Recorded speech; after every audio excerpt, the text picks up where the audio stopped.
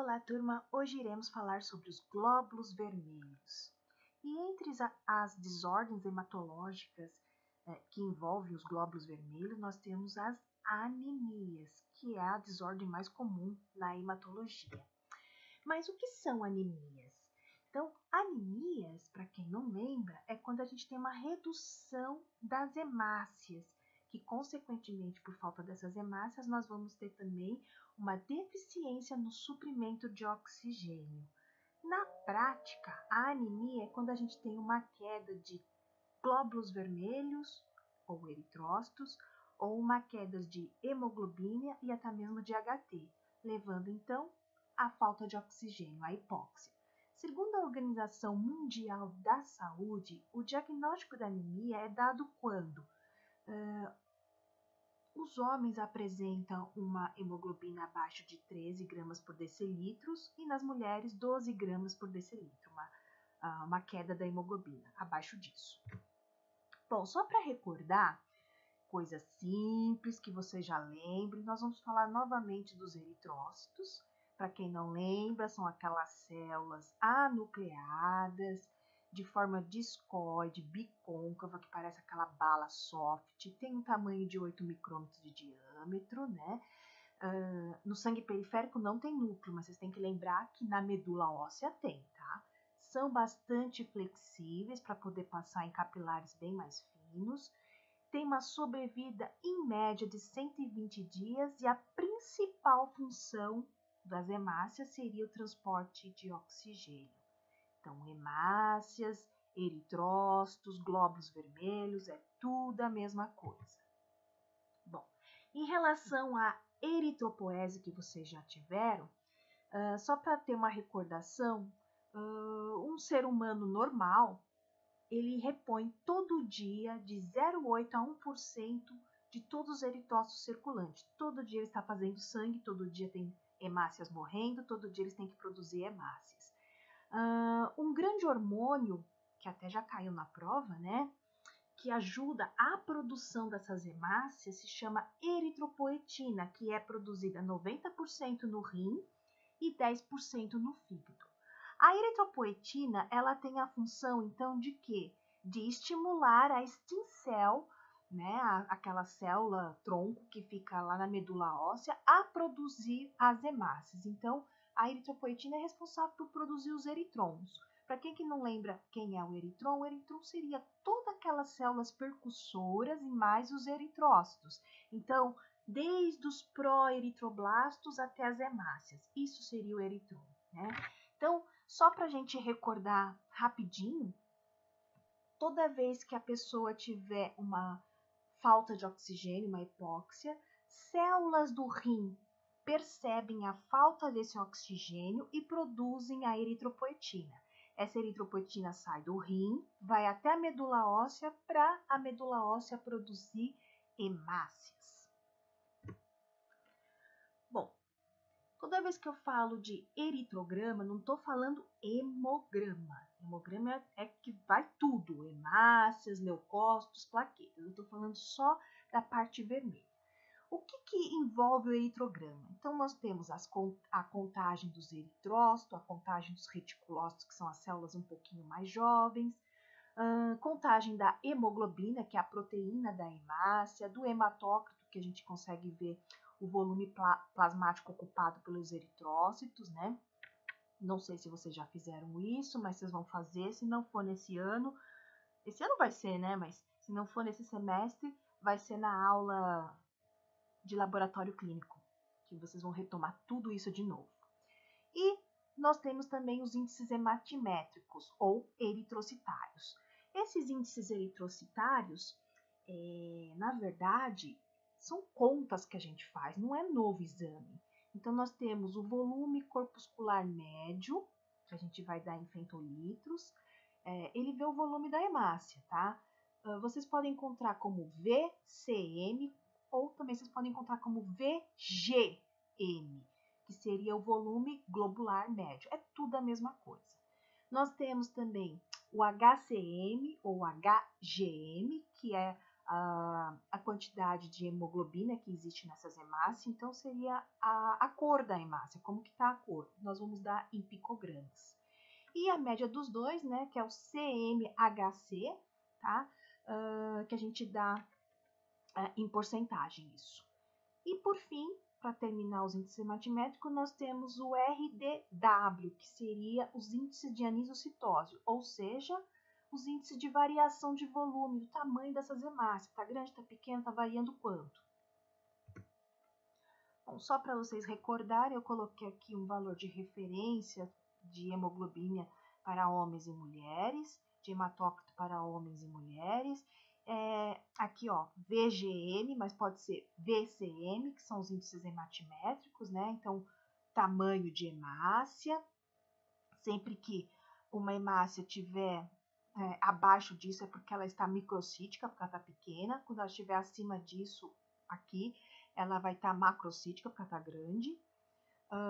HCM ou HGM, então quando tiver abaixo de 30, 20, 27 para baixo, que a gente põe 3 para cima, 3 para baixo, significa que ela está hipocrômica.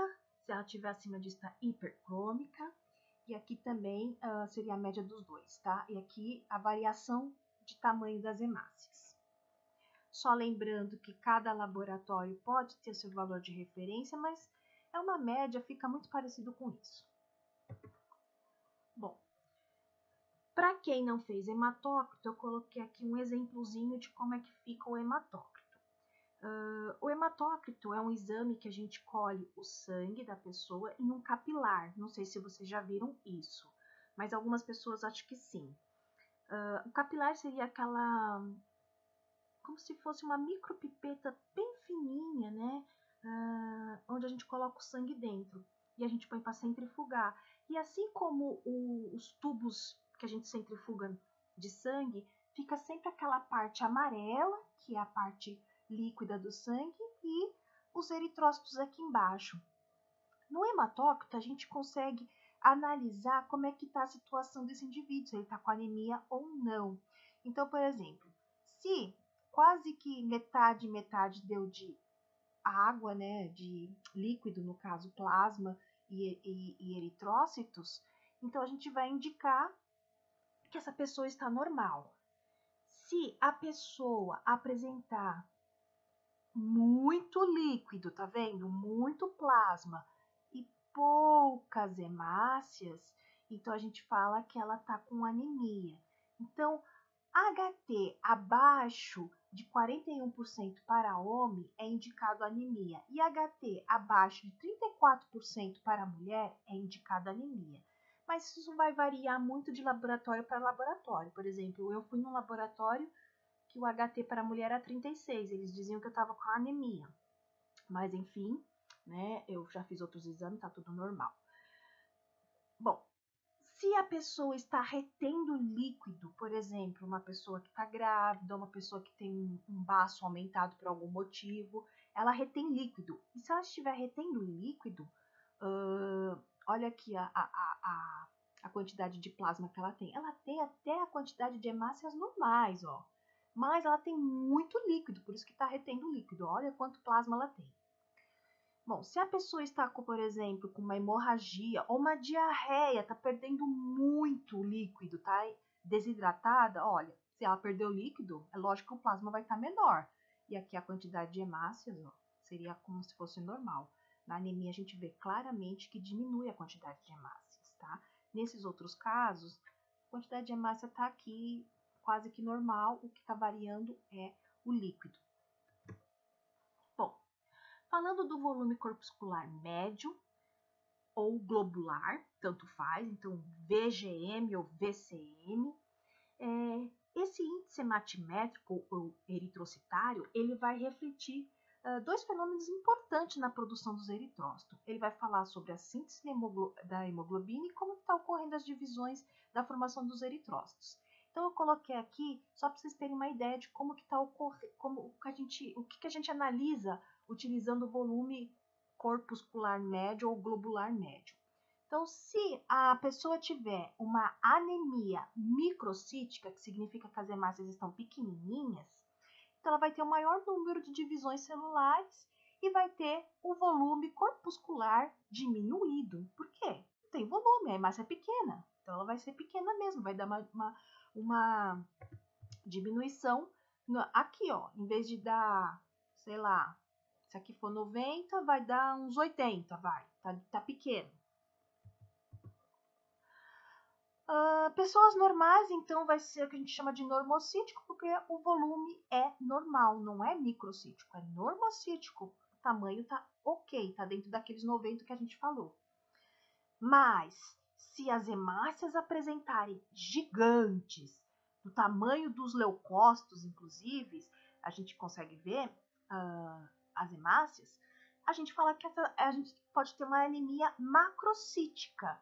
Então, nós vamos ter uma menor divisões de células das hemácias e vamos ter o volume corpuscular aumentado. Então, se é 90, aqui tem 8 para cima, 8 para baixo, deu 100.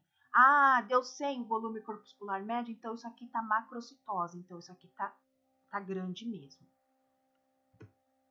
Bom, os reticulócitos, não sei se vocês lembram, né? Mas são aquelas hemácias que tem aquele resíduo de núcleo, que na verdade só sobra o RNA, e só dá para verificar os reticulócitos se a gente utilizar aqueles corantes supravitais. Então a gente faz o exame com sangue fresco, com sangue vivo, não mata, não coloca fixador igual a gente faz para curar uma lâmina, a gente tem que deixar em banho-maria. Eu lembro que eu acho que vocês fizeram isso lá com a professora Roberta, mas enfim. É muito importante a gente fazer a contagem dos reticulócitos para saber como é que está sendo a produção dos eritrócitos. É normal encontrar reticulócitos no sangue de uma pessoa que não tenha nada, que seja normal, mas tem que ser uma quantidade entre 1 a 5%, ou 1 a 2%, vai depender do lugar que você vai, né? Mas enfim, se a gente te encontrar muito reticulócitos, pode ser que a pessoa tenha uma anemia hemolítica, porque as hemácias ficam lisando, arrebentando, e a toda hora vai ter que ser produzido novas hemácias na medula, portanto a medula começa a mandar células jovens, os reticulócitos em primeiro lugar, depois vai indo para lá, desvia à esquerda. Quando a gente tem uma diminuição dos reticulócitos, pode indicar que a medula não está produzindo a quantidade de sangue suficiente, então nós temos uma hipodiminuição proliferativa das células na medula óssea. Bom, sintomas gerais da anemia: palidez, vertigem, cansaço, cefaleia, fadiga muscular, irritabilidade, falta de concentração, confusão mental, sonolência, taquicardia ou palpitação, depressão. Então, são todos os sintomas gerais de qualquer tipo de anemia. E não venha me falar que você está com algum tipo de anemia, viu, Luan? Isso aí é falta de sono mesmo. Dorme direito que você vai conseguir. Bom, como ocorre a anemia? A anemia pode ocorrer por vários motivos, né? Elas podem ocorrer por causa de hemorragias, destruição excessiva das hemácias, por algum motivo seu corpo não aceita aquela hemácia. Sabe aquelas pessoas que têm anemia falciforme, por exemplo? Ela tem uma hemácia em forma de foice. Nosso organismo não consegue reconhecer aquela forma em forma de foice como algo normal. Então, nosso organismo tenta tirar essas hemácias. Então, nós temos uma excessiva destruição das hemácias. É por isso que algumas pessoas que nascem com a doença anemia falciforme, para sobreviver, eles até retiram o baço, né? Para tentar evitar essa destruição em massa. Bom, a deficiência da formação dos eritrócitos pode ser na membrana, pode ser na hemoglobina, e qualquer outra causa que resulte na diminuição dos glóbulos vermelhos e, consequentemente, diminuição da hemoglobina, diminuição do oxigênio. Então, por exemplo, a pessoa está com câncer no rim. A gente sabe que o rim produz eritropoetina, e a eritropoetina é que vai produzir as nossas hemácias. Se o rim está podre, não tem eritropoetina, portanto, não tem produção de hemácias. Então, qualquer outro motivo que possa resultar na diminuição das hemácias. Bom, falando Falando de anemias por perda de sangue, toda vez que a gente tem anemia por perda de sangue, a gente fala que a gente tem uma hemorragia. E a hemorragia pode ser as hemorragias internas e as hemorragias externas. As internas é quando a gente perde o sangue dentro do nosso corpo. E esse sangue fica na cavidade abdominal. É lógico que tanto na hemorragia interna como externa nós temos que ver a causa e encerrar a hemorragia. Mas veja o lado bom das coisas, né? Quando a gente tem uma hemorragia interna, o sangue que a gente perdeu está dentro do nosso corpo ainda. Então, mesmo que demore, a gente ainda consegue fazer uma reciclagem desse sangue que está aqui na cavidade abdominal. Nós conseguimos recuperar o ferro e a hemoglobina para poder ser reutilizado e fazer novas hemácias. Não estou falando que a pessoa vai viver. Imagine você estar com um órgão estourado, perdendo sangue dentro do teu corpo e você quer viver. Tem que fazer cirurgia, tem que tratar essa hemorragia interna, se for muito grave. Mas eu estou falando que quando a gente perde sangue e fica dentro da gente, a gente ainda tem a capacidade de conseguir fazer a reciclagem, tá? Isso é importante para restaurar o sangue. Às vezes, precisamos fazer umas transfusões de sangue, porque não dá tempo da gente conseguir produzir tudo que tem que ser produzido na medula óssea, mas o interessante é que a gente consegue reciclar o ferro e a hemoglobina quando fica dentro da gente.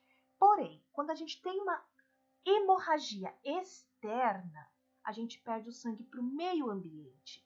Então, a gente vai perder o ferro, a hemoglobina, e não tem como repor, nós não vamos ter o quê? Aquele estoquezinho de ferro ou aquele estoquezinho de hemoglobina para fazer novas hemoglobinas. Então, não tem restauração de eritrócitos, que é mais difícil de recuperar. Então, só para recordar, né? Quando a gente tiver uma diminuição do oxigênio, o rim vai perceber essa hipóxia, vai produzir mais eritropoetina e vai fazer com que as células percussoras produzam mais hemácias. No início, para recuperar uma coisa que está sendo perda muito rápida de sangue, nós vamos começar a ter células mais jovens, que são, no caso, os reticulócitos, que vai aumentar de 10% a 15%. Então, nós vamos ter uma reticulocitose, aumento dos reticulócitos. Bom, vamos falar das anemias agudas de sangue, que são aquelas anemias regenerativas. Mas o que são anemias regenerativas? São aquelas que são relacionadas com a destruição excessiva dos glóbulos vermelhos, e que aí vai resultar no quê? Numa hiperplasia medular, então um aumento de células dentro da medula, para fazer um estado compensatório, já que eu estou perdendo, eu tenho que produzir mais. Isso a gente vê muito nas hemorragias agudas, por exemplo, está perdendo muito sangue e a célula, a medula tenta então produzir mais para fazer um estado compensatório. Bom, nós também temos as perdas crônicas de sangue, que a gente chama de anemias arregenerativas. A é negação. Então, o que são anemias arregenerativas? São essas anemias que são caracterizadas por deficiência na produção das células na medula óssea. Isso pode ser porque a medula óssea está com algum problema, sei lá, a pessoa está com câncer, a medula não consegue produzir, ou mesmo por falta de alguns nutrientes para fazer eritropoese. Então eu lembro das teenagers aí, viu? Teenagers que só quer comer McDonald's, não come coisinha verde. Então, por falta de ferro, de vitamina B12, de ácido fólico, não consegue produzir as hemácias. Eu coloquei outros exemplos aqui de perda crônica de sangue, como é o caso da hemorragia crônica, né? Uma das causas da hemorragia crônica mais comum nas mulheres seria quando elas têm aqueles problemas ginecológicos. Sabe aquelas mulheres que ficam menstruando 15 dias ou menstruam 2 vezes no mês? Então, isso pode gerar uma anemia nas pessoas. Então, para ter anemia, lógico, a taxa de perda de sangue tem que exceder a capacidade da medula conseguir produzir mais hemácias. Se a medula está conseguindo compensar essa perda de sangue, a pessoa não fica com anemia, né? E quando a gente perde o sangue para o meio ambiente, né, a gente também está diminuindo os nossos estoques de ferro e hemoglobina, o que fica mais difícil a repor depois o sangue. Então a gente fala que entre as perdas crônicas de sangue mais comum a gente ver os problemas ginecológicos. Bom, outros meios de perder sangue, quando a gente consegue destruir as nossas hemácias, demoramos tanto tempo para produzir e o nosso corpo não aceita e destrói. Isso a gente vê bastante nas anemias hemolíticas, também consideradas anemias regenerativas. Então, aqueles eritrócitos que são produzidos na medula óssea são destruídos muito cedo por lise, hemólise dele, como eu falei. Por exemplo, como eu falei, a anemia falciforme, que a gente vai falar daqui a pouco, as células estão em forma de foice. Nosso organismo não reconhece essas hemácias como algo normal e tenta retirar do corpo. Então, o nosso baço vai capturar essas hemácias e lisar as nossas hemácias. Característica dessas anemias hemolíticas. A duração dos eritrócitos duram menos que 120 dias, então pode chegar a 80 dias na circulação. A eritropoese tem que estar aumentada, porque a gente tem que fazer uma compensação. Se eu estou tirando do corpo, eu tenho que colocar mais. Então, a medula está sempre trabalhando, produzindo mais hemácias. Por estar lisando as hemácias, eu vou ter um acúmulo de produtos que a gente chama de catabolismo, né? Que seria muitas, por exemplo, proteínas de hemoglobina em vários locais, que pode até formar um trombo. Falando das anemias hemolíticas, nós temos dois tipos de anemias hemolíticas. Nós temos aquelas anemias hemolíticas que a gente fala que são de causas intrínsecas, ou seja, dentro da gente. Então, por culpa sua, você pode ter uma anemia hemolítica. São aquelas que a pessoa recebe um DNA com um cromossomo podre. E aí tem hemoglobinas alteradas ou membranas da hemácia alterada. Então, por culpa do seu DNA, porque você recebeu um DNA podre, você vai ter causas intrínsecas que podem causar anemias hemolíticas. E temos as causas extrínsecas, de fora. Então, por motivos de fora, eu estou arrebentando as minhas hemácias. Então, vamos ver aqui. As causas intrínsecas, por culpa sua, seu DNA que é podre. Então, nós temos distúrbios na membrana dos eritrócitos, nós vamos falar sobre a esferocitose, quando a gente tem uma hemácia redonda, não é aquela hemácia bicôncava, ela é redonda em 3D, parece uma bola de tênis, vai? Bom, nós temos também problemas no DNA que causam deficiências enzimáticas, como a GC6PD piruvato quinase. Nós temos distúrbios na síntese de hemoglobina. Às vezes, por troca de um único aminoácido, nós vamos ter uma hemácia alterada. Então, temos a anemia falciforme, temos as talassemias, temos outras que eu vou falar sobre hemoglobina C, hemoglobina E. Bom, defeitos na membrana, o seu DNA está alterado e aí, por isso, a membrana da célula vermelha fica alterada também, causando uma doença que a gente vai falar, que é a hemoglobinúria paroxística noturna. Bom, das causas extrínsecas, vem de fora. Alguma coisa de fora vai fazer com que eu tenha anemia hemolítica. Então, por exemplo, eu tenho aquelas mediadas por anticorpos, como a gente viu na hemoterapia, a eritroblastose fetal, quando a mãe produz anticorpo anti-D e tenta matar as células do bebê. Temos doenças autoimunes, como é o caso de lúpus e outras doenças. Temos traumas mecânicos dos eritrócitos, como é o caso da púrpura trombótica. Temos as infecções, como por exemplo a malária. Para quem não lembra, o plasmódio entra dentro da hemácia, arrebenta, lisa a hemácia. Temos a lesão das hemácias também causada por produtos químicos, por exemplo, intoxicação por chumbo. E é muito comum a gente ver criança, bebezinhos não, mas criança de 2, 3 anos que tomam a tinta que o pai está pintando a casa e a tinta é cheia de chumbo, ela pode ter complicações e ter anemias hemolíticas. Nós temos problemas de sequestros das hemácias pelo baço, né? Enfim, são causas extrínsecas. Falando de anemias hemolíticas, quais são as características para quem tem anemia hemolítica? Primeiro, a gente tem que saber que a hemácia está com algum defeito, seja esse defeito na membrana, seja defeito no citoesqueleto, que deixa ela em forma de foice, por exemplo, ou seja, no problema na hemoglobina. Mas, de qualquer maneira, a hemácia não está normal, ela está alterada.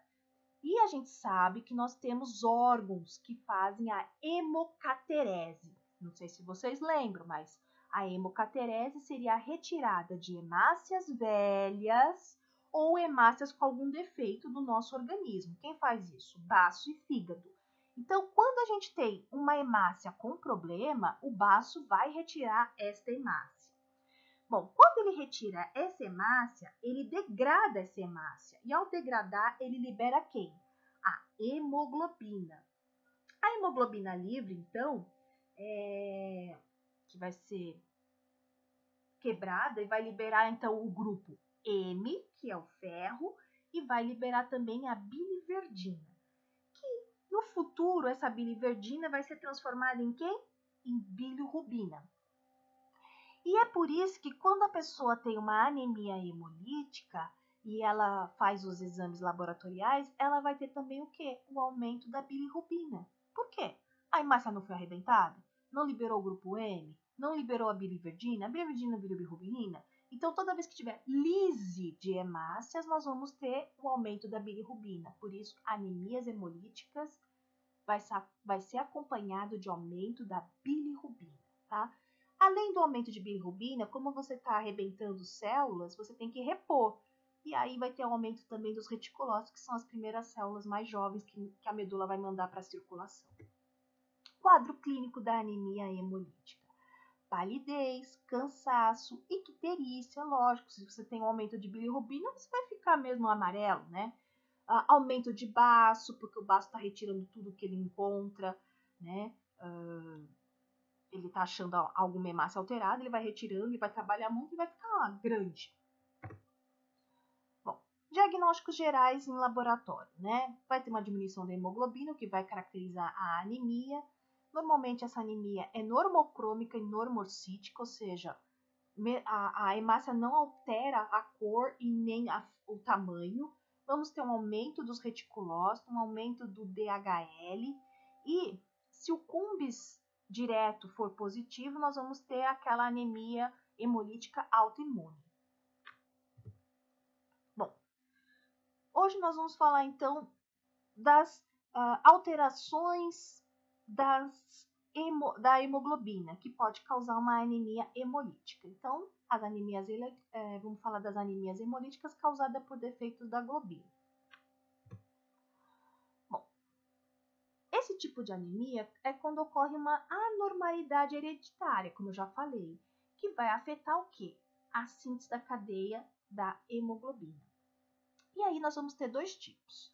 Nós vamos ter a hemoglobina que tem problemas estruturais e vamos ter hemoglobinas que está faltando quantidades dela. A gente não fala que são 4 a composição da hemoglobina, alfa, beta, gama e delta. Então, quando tiver faltando alguma dessas, nós temos defeito na quantidade. E isso aqui vai ser as síndromes da talassemia, que é a anemia talassêmica, que a gente vai falar numa próxima aula. Hoje nós vamos falar sobre problemas da hemoglobina que são estruturais, que alteram a forma da hemácia. Então, nós temos a hemoglobina S, a hemoglobina C e a hemoglobina E. Vocês vão ver que todas elas são causadas bem na cadeia beta da hemoglobina. Bom, características gerais dessas hemoglobinas que dão problemas estruturais nas hemácias. Elas são resultantes, então, da substituição isolada de um único aminoácido na cadeia polipeptídica da globina. Os tipos mais prevalentes, nós temos a hemoglobina S, a hemoglobina E e a hemoglobina C. Vamos começar a falar da hemoglobina S, que vocês conhecem como anemia falciforme. Ela foi descrita pela primeira vez em 1949, por Pauli e colaboradores. Pra vocês terem uma ideia, essa hemoglobina ocorre quando existe uma mutação na posição 6 da cadeia beta. Vocês vão ver que a maioria daqui é cadeia beta. Então, o que acontece? uma glutamina, que é um aminoácido, que seria GAC, foi trocado por um outro aminoácido que a gente chama de valina, que na verdade a sequência é GTA. Vocês perceberam que nessa sequência G e G está igual. O A mudou para um T. E só mudando um único aminoácido, uma única base nitrogenada, mudando uma única base nitrogenada, você tem a troca de um aminoácido. Então, a troca de uma glutamina por uma valina vai causar no afoiçamento das hemácias. E essas hemácias vão ficar nesse forminha aqui, ó, de foice, toda vez que elas se sentirem com baixa tensão de oxigênio. Sabe esses dias que ficam bem pretos, que tá sobrecarregados de poluição? Pessoas que têm anemia falciforme faz com que essas hemácias fiquem assim, elas nascem assim redondinhas e fiquem assim. Se tiver pH baixo, baixas pressões, as pessoas que têm as hemácias assim redondinhas vão ficar em forma de foice. Bom, a pergunta que todo mundo me faz. Ai, professora, mas o que é ter traço de anemia falciforme e ter anemia falciforme? Bom, primeira coisa que a gente tem que entender é que a gente sempre recebe um cromossomo do pai e um cromossomo da mãe, certo? Então, nós vamos receber a hemoglobina da sequência do pai e uma hemoglobina da sequência da mãe. Então, vamos imaginar que a mãe manda para você um cromossomo que tem a glutamina normal, o que significa que você vai ter uma hemácia normal. Ótimo, a sua hemoglobina é normal. Mas o seu pai manda um cromossomo que vai falar para produzir uma hemácia com o aminoácido valina. Então, quando você recebe um cromossomo bom da mãe, tá? Não é do pai, não, é da mãe. Tô brincando, pode ser da mãe ou do pai. E quando você recebe um cromossomo podre do pai ou da mãe, isso aqui é que a gente chama de hemoglobina AS. Então, significa que ela tem o A, que é a hemoglobina A, que é a normal da gente, e a S, que é da anemia falciforme. Mas quando a pessoa tem hemoglobina AS, coisas boas e coisas ruins, ela tem traço de anemia falciforme. Quando ela recebe uma hemoglobina alterada da mãe e uma hemoglobina alterada do pai, ela vai ter hemoglobina SS. Neste caso, como ela tem os dois cromossomos podres, as duas produções de proteínas de hemoglobina vieram podres, significa que ela tem a doença, a anemia falciforme. Bom, anemia falciforme ou drepanocytose é a mesma coisa, tá? A pessoa só vai ter a doença, como eu falei, se ela estiver no estado de homozigose, ou significa que ela recebeu o gene podre da mãe e o gene podre do pai. Então, é HBSS, tá? Então, ela recebeu os dois genes HBS para ter anemia. Se ela só tiver um só, é só heterozigose, então ela tem traço.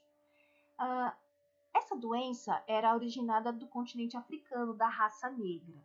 Hoje a gente nem pode falar isso, porque como a gente mora aqui no Brasil, a gente sabe que existe uma mistura de raças, né?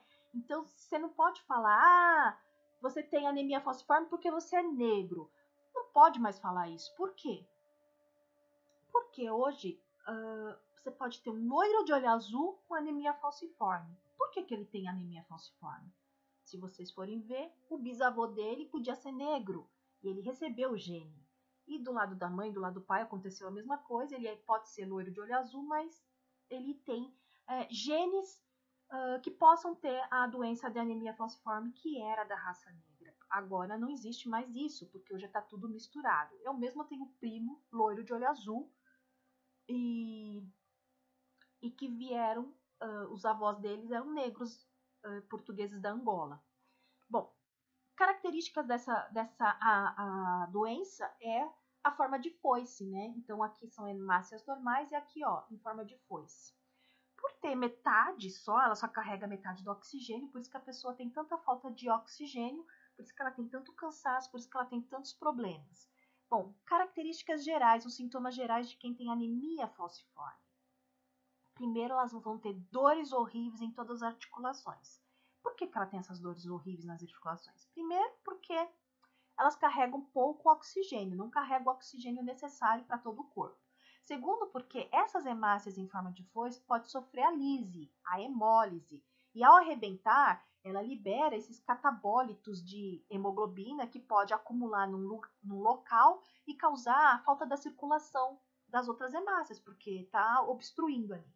Então, ela pode ter dores abdominais, facilidades para ter infecções, infartos pulmonares, principalmente se os trombos que elas formam vai para pulmão, acidente vascular, se esses trombos forem para esses locais do cérebro, outras coisas. Então, pode comprometer vários tipos de órgãos. Tratamento para quem tem anemia falciforme. Como ela tem facilidade em adquirir... Opa, só um minutinho aí que eu já volto, que eu vou colocar a bateria aqui.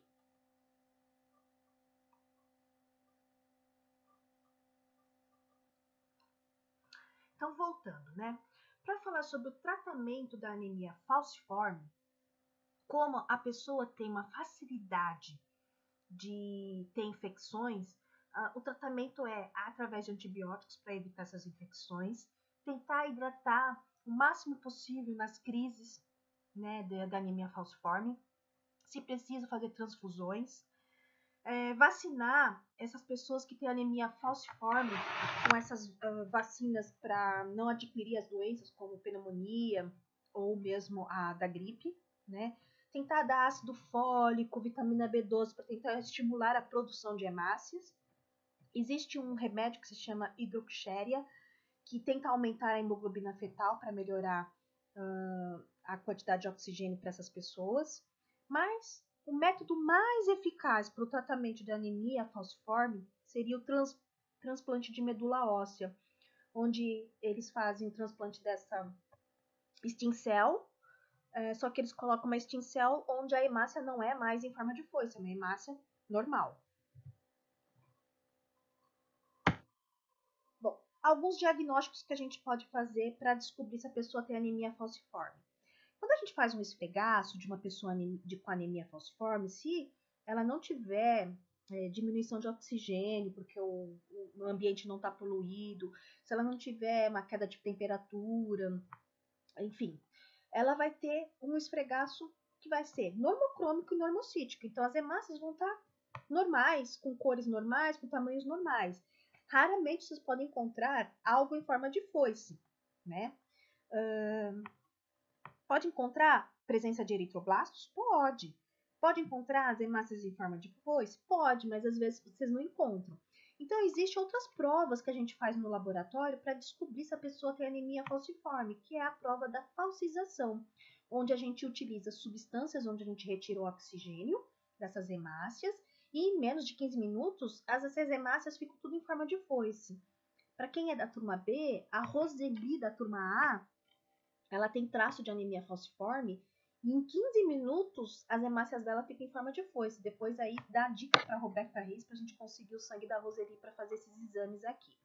Bom, outros exames que podem ser feitos, por exemplo, a eletroforese, que é aqueles exames que a gente faz para medir o tamanho da proteína. Então, quando a gente faz a eletroforese, que é por biologia molecular, você consegue enxergar se ela só tem uma proteína aqui, que seria a S, ou se ela tem o A fetal ou dois S. Então, ela pode ter anemia falciforme, ela pode ter só traço, então a gente vai vendo por tamanho da proteína que a gente faz. Bom, a hemoglobina C foi descrita em 1950, tá? Também é uma mutação na posição C da cadeia beta, mas é a glutamina por lisina. E assim como na anemia falciforme, existe a forma homozigótica, que é a doença propriamente dita, quando a gente tem 2 cromossomos podres, por isso é a hemoglobina CC, ou quando ela tem a forma heterozigótica, quando ela tem uma hemoglobina boa, que é a HbAc, e uma hemoglobina boa e uma hemoglobina ruim. Bom, essa doença é frequentemente também da África. É o segundo tipo de hemoglobina alterada que nós encontramos no Brasil. E essas hemoglobinas, elas formam os cristalzinhos que ficam centralizados bem no meio da hemácia. Parece que a hemácia está em forma de alvo. Então, só para vocês verem, ó, parece que formam um alvo, né? Sintomas desse tipo da doença. É uma anemia hemolítica, crônica moderada. Então, você pode também ter um aumento do baço, porque está tentando retirar essas hemácias que estão alteradas. A pessoa pode ter cansaço, fraqueza, icterícia, porque também é uma anemia hemolítica, e um desconforto abdominal. Bom, a hemoglobina E é a última que a gente vai falar por hoje, tá? Ela não é encontrada muito no Brasil, é mais encontrada na Tailândia, Camboja, Malásia. É uma mutação também, mas que ocorre no cromossomo na posição 26, também da cadeia beta, como eu falei, a maioria na cadeia beta, que troca a glutamina por uma lisina. É mais baixa, ocorre tanto em branco como em negros, tá? Normalmente é assintomática. A gente termina por aqui. Até uma próxima aula.